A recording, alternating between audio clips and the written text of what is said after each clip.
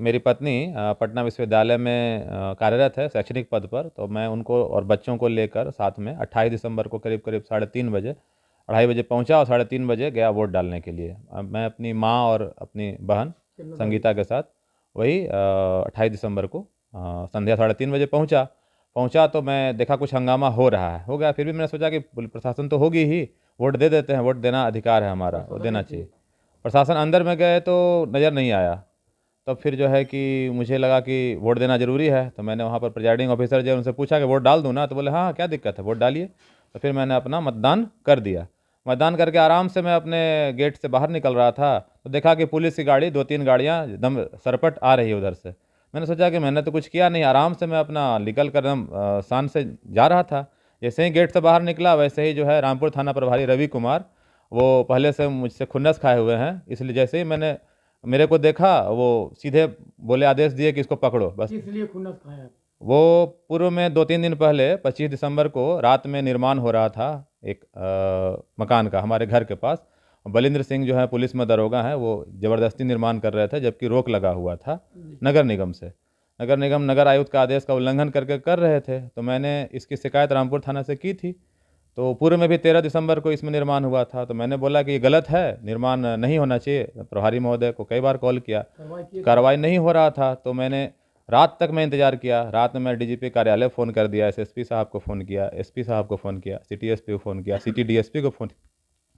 जब मैंने सब जगह फ़ोन किया, कोई तरह की रिस्पॉन्स मुझे लगा कि अभी नहीं मिलेगा, तो फिर मैं घर में सो गया। फिर उसके बाद 3 बजे तक निर्माण बंद हो गया रात में।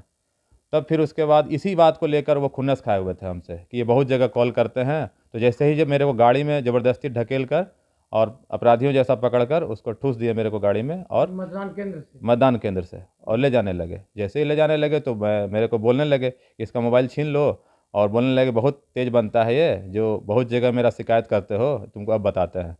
उसके बाद फिर ले जाकर मुझे बाजबरन हाजत में बंद कर दिए, हाजत में बंद कर दिए अपराधियों के जैसा।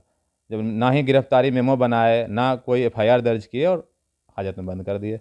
उसके बाद फिर जो है कि करीब करीब 3 घंटे बाद संध्या में 6:30 बजे मुझे पैसे की डिमांड की गई कि पैसा 20,000 रुपये आप लाइए। इसलिए वही छोड़ने के एवज में, नहीं तो कोई केस में फंसा के आपको डाल देंगे अंदर। तो फिर जो है कि मेरे भाई मंजीत कुमार मिश्रा ने उसमें 20,000 रुपया उनको दिया, जिसके बाद फिर मुझे रिहा किया गया। उसमें एक ज़बरदस्ती बॉन्ड बनवा लिया गया कि मेरे को मतदान केंद्र में गड़बड़ी करने के कारण पकड़ा गया है और मुझे कोई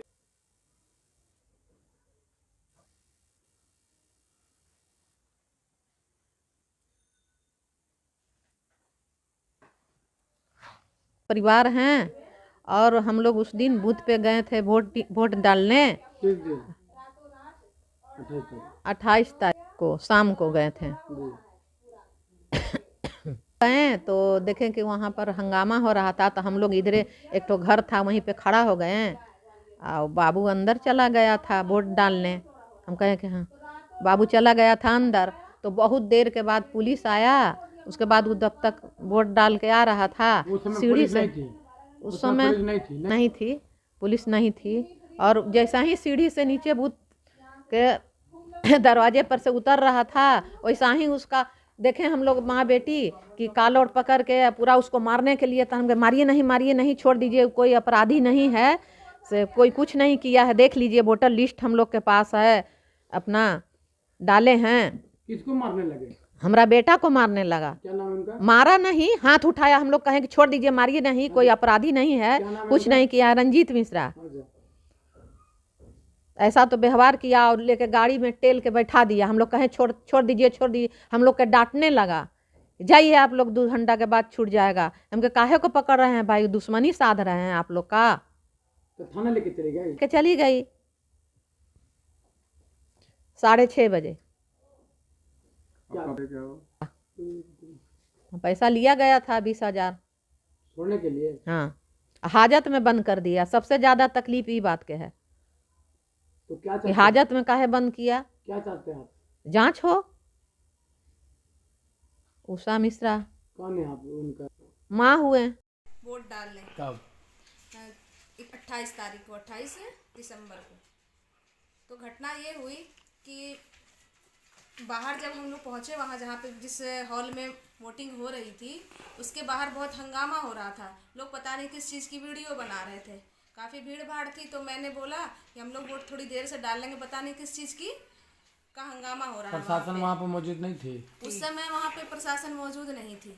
थोड़ी देर बाद कुछ पुलिस आई और गुंडों को, उन दंगाइयों को जो भी हल्ला मचा रहे थे उनको भगा दी। भगा दी। जी। उसके बाद थोड़ी देर बाद हमने देखा कि हमारे भाई को ही पकड़ के ले जाने लगी पुलिस। हमने कहा अरे ये तो वोट डालने गया था अंदर को। हम लोग बाहर रुक गए थे क्योंकि हम लोग लेडीज थे, भीड़ भाड़ में गए नहीं, वो आगे चला गया था कि चलो मैं देख के आता हूँ, वोट भी डाल दूंगा। क्या नाम है भाई का? रंजीत कुमार मिश्र। जी। वो वोट डाल करके निकला तो उसको ही पकड़ के ले जाने लगे। हम लोग खूब मना कि हम लोग तो वोट डालने वाले हैं, हम लोग का इन चीज़ों से कोई लेना देना नहीं है। फिर भी वो लोग नहीं माने, उसको पकड़ करके ले गए और वहाँ पे थाने में उसके साथ अपराधियों जैसा ही व्यवहार किया गया। क्या किया गया? उसको हाजत में डाल करके रखा। हाजत में डाल दिया गया? हाँ, 3-4 घंटे तक उसको वहाँ पे रखा गया बिना जुर्म का? बिना जुर्म का।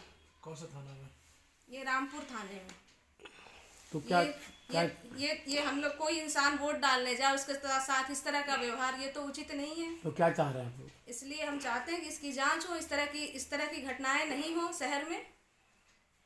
पर्चे दीजिए। मैं संगीता मिश्रा।